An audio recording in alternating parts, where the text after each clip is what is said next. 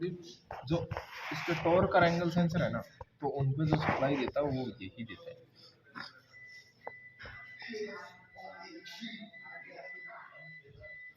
Sensor से signal लेगा ये, ठीक है। टोटल इसमें 6 वायर है।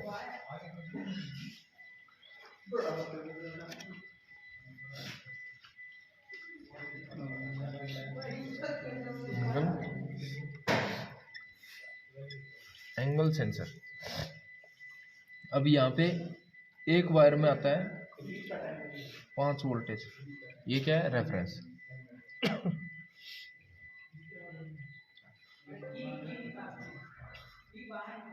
जो दूसरे वायर है ये आता है सिग्नल, ठीक है। सिग्नल स्टीयरिंग छोड़ने पे वही होगा जो पहले था, मतलब आपको एक सिग्नल दिखा है 2 वोल्ट का, जब आपने स्टीयरिंग को ऐसे पकड़ा है ना तो वो बढ़ेगा, लेफ्ट की तरफ या राइट की तरफ बढ़ेगा, एक तरफ बढ़ेगा और दूसरी तरफ घटेगा। मान लीजिए आपने पूरा स्टीयरिंग घुमा लिया, घुमाने के बाद जब आप स्टीयरिंग को किसी भी एंगल में छोड़िए, जो स्टार्टिंग में आपने वैल्यू देखी थी वही वैल्यू इसमें आएगी। जैसे कि इसकी वैल्यू आई थी 2 वोल्टेज, सिग्नल पे 2 वोल्टेज आई। आपने जब राइट की तरफ घुमाया तो इसमें 3 हो गई, 4 हो गई, 5 हो गई, जब तक आपका हाथ लगा। आपने पूरा स्टीयरिंग छोड़ दिया, मोड़ने के बाद, पूरा घुमाने के बाद वापसी फिर 2 आ जाएगी। वो सीधा होगा उसके बाद ही? नहीं, वो टेढ़ा भी है तब भी, मतलब उसका जो रिलैक्स पॉइंट है ना, आपने हाथ छोड़ दिया तो उसका रिलैक्स वोल्टेज है ये, मतलब वो इस वोल्टेज से सेंस करता है कि आपने स्टीयरिंग पे कितना दबाव लगाया है, कितना नहीं लगाया। तो ऐसा मान लीजिए हम गाड़ी खड़े पे ही अगर स्टीयरिंग मोड़ देते हैं और मुड़ने के बाद वहीं छोड़ देते तो सीधा होगा नहीं, वहीं पे उतनी ही वैल्यू आ जाएगी छोड़ते ही, जितनी स्टार्टिंग पे थी। हाथ हटाते ही होगा। हाँ, मतलब वो सिर्फ आपका दबाव सहन करता है कि आप दबाव कितना डाल रहे हो, वो ये नहीं देखता कि कितनी गाड़ी मुड़ गई, वो ये देखता है कि आपने कितना दबाव डाला है स्टीयरिंग के ऊपर। तो रनिंग में तो सर अभी पावर स्टीयरिंग बहुत इजी है, इतना सेंस कर लेता है वो सेंस आपका दबाव का सेंस कर रहा है। अब देखिएगा, मोड़िएगा मत, घुमाइएगा मत, सिर्फ हाथ रखिएगा ऐसे थोड़ा टाइट, इसमें वैल्यू बढ़ती करती हुई दिखेगी। आपको ये लगेगा कि जब आप मोड़ भी नहीं रहे, ये सेंस किस बेस पे कर रहा है, ये आपको सेंस कर रहा है कि आपने कितनी ताकत लगाई। नहीं, आप अगर मोड़ने पे ताकत लगा रहे हो ना, फिर स्टीयरिंग इलेक्ट्रिक होने का फायदा क्या है? वो तो सेंस करना चाहिए कि आप दबाव लगा रहे हो या नहीं लगा रहे। इसका रिलैक्स पॉइंट है 2 वोल्टेज। वो किसी भी गाड़ी का कुछ भी हो, मतलब समझाने का मतलब ये है कि आपको सीधा स्टीयरिंग पे अगर 2 वोल्टेज मिलता है तो पूरा मोड़ने के बाद भी अगर आप छोड़ देते हो ना, तब भी 2 ही रहेगा, चाहे लेफ्ट मोड़िए चाहे राइट मोड़िए। अगर उसमें कुछ बड़ा हुआ या घटा हुआ मिले तब जाके स्टीयरिंग पे दबाव आ रखा है, इसलिए स्टीयरिंग अपने आप मुड़ जाता है कई बार गाड़ियों में, ठीक है, क्योंकि वो स्टीयरिंग पे उसको लग रहा है कि आपने हाथ रखा है, जबकि रियलिटी में हाथ नहीं रखा, तो वो दबाव इस एंगल पे आता है। तो आपको ये चीजें सेंस करनी है कि इसमें जितनी वोल्टेज है उतनी ही वोल्टेज आनी चाहिए मोड़ने के बाद। अब यहाँ पे आता है ये एक और क्या है, सिग्नल। ये भी क्या है? ये है बैंक 1। ये क्या है? रीजन। अगर एक सेंसर खराब हो जाए तो दूसरा बैकअप यानी स्टीयरिंग रास्ते में फैल ना हो। फैल का मतलब है कि टाइट ना हो, बस ये नहीं कि फ्री हो जाएगा, बस फैल का मतलब है टाइट हो जाएगा, फिर उसका ये सेंसर काम नहीं करेंगे तब। अब इसके बाद जो ये वायर है, इस वायर में आता है ग्राउंड। चौथा ग्राउंड कौन देता है? मॉड्यूल ही देता है, ईपीएस मॉड्यूल। एक वायर है जिसमें कितना वोल्टेज देता है, यानी एक सेंसर इसका बैंक 12 वोल्टेज पे चलता है, एक सेंसर 5 पे चलता है। अगर इसकी 12 आनी बंद होगी तो एक सेंसर बंद होगा, दूसरा नहीं होगा। तब टोटल कितनी वायर होगी? 1 2 3 4 5, टोटल हमारे पास कितना है? 6 वायर का। जो छठी वायर है ना, ये फीडबैक।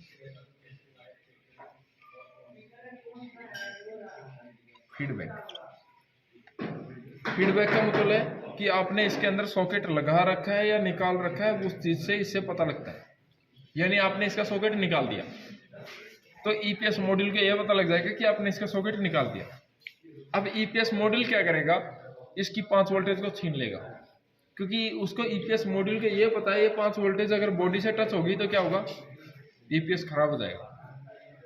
अगर 12 वोल्टेज बॉडी से टच होगी तो ईपीएस खराब हो जाएगा। तो वो क्या करता है, वो इसकी सप्लाई छीन लेता है, सबकी सप्लाई कट हो जाती है। जैसे कि आपने देखा था इलेक्ट्रॉनिक टोटल बॉडी की सप्लाई कट हो गई थी, एक बार सॉकेट निकालने पे, दोबारा लगाया, चाबी ऑन की या उसको डिस्चार्ज किया, तब जाके उसकी सप्लाई आई है। तो ऐसे तो ये फीडबैक हम लोग 22 वोल्टेज पे बोल सकते हैं।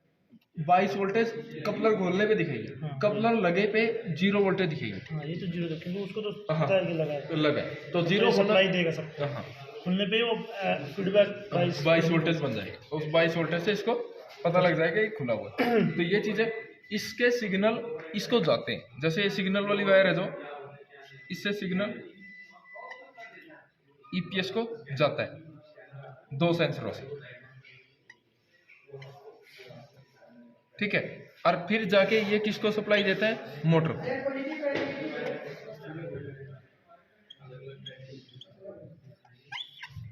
यानी जब आप स्टीयरिंग घुमाते हो तब सारा टॉर्क इस पे अप्लाई होगा कि आपने किस तरफ घुमाया है, किस तरफ नहीं घुमाया, उसके अकॉर्डिंग। कभी ये नेगेटिव करेगा इसको, कभी पॉजिटिव करेगा, कभी इसको पॉजिटिव करेगा, कभी इसको नेगेटिव करेगा। जैसे पावर विंडो का आप कंट्रोल करते हो, इसको ये कंट्रोल करेगा इस तरीके से। इसके अंदर मॉसफेट लगा है, मॉसफेट सेक्शन 8 मॉसफेट आते हैं इसके अंदर, ठीक है। ये 8 मॉसफेट एच ब्रिज बोलते हैं इसको। 4 है सर ये, हाँ, ये ऐसे चार मॉसफेट आते हैं, ठीक है। 2 मॉसफेट इसके लिए, 2 इसके लिए, ठीक है। तो ये जो मॉसफेट है ना, वो ट्रांजिस्टर आते हैं 8 तक। ये जो मॉसफेट है ना, ये 4 आते हैं। ये मॉसफेट एच 2 नेगेटिव 2 पॉजिटिव, इसे एच ब्रिज बोलते हैं। H bridge. मान लीजिए ये वाली वायर इससे जुड़ी है और ये वाली वायर इससे जुड़ी है, और ये वाली वायर इस दूसरे मॉसफेट से, और ये वाली इससे, दोनों मॉसफेट से ऐसे जुड़ी है।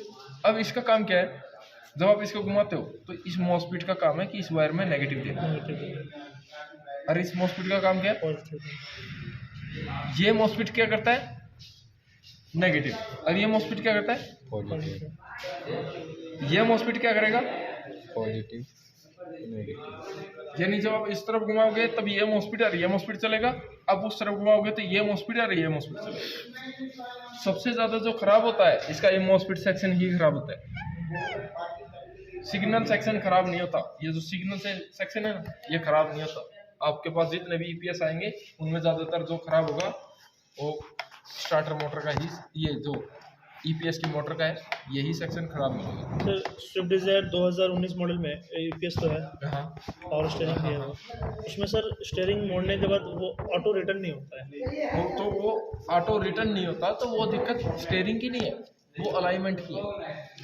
अलाइनमेंट भी करवा लिया सर, ठीक है, अलाइनमेंट करवा लेता तो उसका, आपने देखा होगा सस्पेंशन में एक बैरिंग आता हो, सस्पेंशन में एक बैरिंग आता है, जब आप मोड़ते हैं तो सस्पेंशन के ऊपर का जो बैरिंग है वो ये मदद करता है कि गाड़ी ऑटोमेटिकली सीधी हो जाए। रिलीज तो उस बैरिंग को चेक कीजिए। ज़्यादा टाइट करने से भी वो सब कर लिया सर। सस्पेंशन चेंज हुआ था, सस्पेंशन भी चेक हो गया, अलाइनमेंट में भी दोबारा भेजा, अलाइनमेंट भी ठीक हो गया। उसके बावजूद भी सर मतलब स्टीयरिंग फ्री है, ठीक है, लेकिन मोड़ने के बाद जैसे पूरा फुल मोड़ दिया, उसको छोड़ेंगे तो सीधा होना चाहिए, सीधा नहीं होगा, उसको फिर वापस हमें सीधा करना पड़ता है। तो उसको अलाइनमेंट दिखाना पड़ेगा सर। अलाइनमेंट में दिक्कत है, स्टीयरिंग में दिक्कत नहीं। अगर स्टीयरिंग फेल भी हो जाता है, मान लीजिए मैंने इस गाड़ी में ईपीएस आता है, मैंने इसमें से ईपीएस का सॉकेट ही निकाल दिया, ईपीएस का फ्यूज निकाल दिया, तो ये मॉड्यूल चल रहा बंद हो गया, अभी भी इस गाड़ी को सीधा होना है, अभी भी ये ऑटोमेटिकली सीधी होगी। ऑटोमेटिकली ही हम जैसे टेढ़ा किया, घुमाया और छोड़ देते हैं, अपने आप सीधा हो जाएगा, क्योंकि वो इस पे डिपेंड नहीं करता, ये सीधा नहीं करता, ये तो फ्री छोड़ देता उसको। वही तो सस्पेंशन में सर जो लगा रहता है वो उसको प्रेशर करता है ताकि हवा से कि वो वापस सीधा हो जाए। जो उसके एंगल बनते हैं अलाइनमेंट के टाइम, जो ऐसे कैम्बर कैस्टर एंगल बनते हैं, वो एंगल इसको मोड़ने में मदद करते हैं। आपने ट्रैक्टर देखा होगा, ट्रैक्टर में जो आगे वाले टायर है ना, वो थोड़े से ऐसे दिखते हैं ना, वो ट्रैक्टर के टायर ऐसे क्यों दिखते हैं, क्योंकि ट्रैक्टर कम सरफेस में रेडिएशन में मुड़ सके, ठीक है।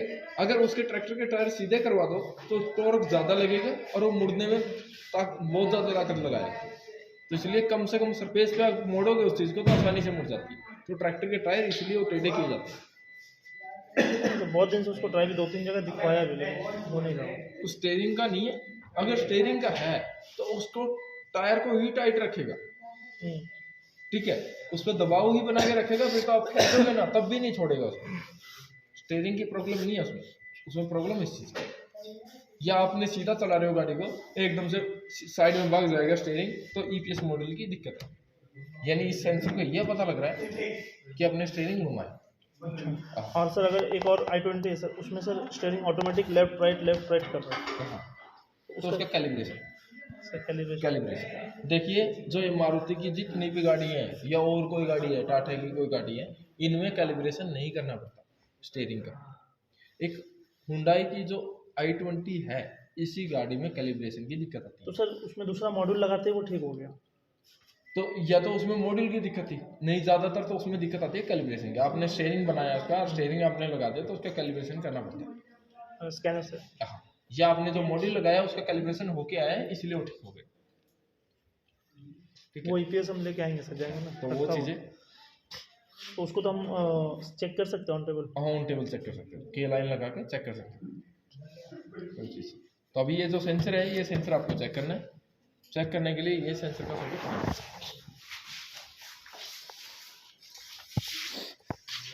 ये रहा यहाँ पे नीचे जो दिख रहा है 6 वायर का ही, ठीक है, ये रहा जो यहाँ पे, ठीक है। इस सेंसर के सॉकेट को आप चेक कीजिए कि ठीक है खराब है। मल्टीमीटर ले लीजिए और एक पिन जो हाउसिंग में लगा हुआ है, और जो हाउसिंग में लगा हुआ है उसमें 6 वायर है, शायद 6 वायरों का आपको चेक कराते हैं। सेंसर वहीं पे है सर, वही सेंसर है सर। तो बाहर नहीं लगा। नहीं सर, बाहर अगर सॉकेट निकाल भी लोगे ना तब भी आप चेक नहीं कर पाओगे, क्योंकि उसमें फॉल्ट कोड आ जाएंगे, फिर वो चेक नहीं होगा। Good morning sir.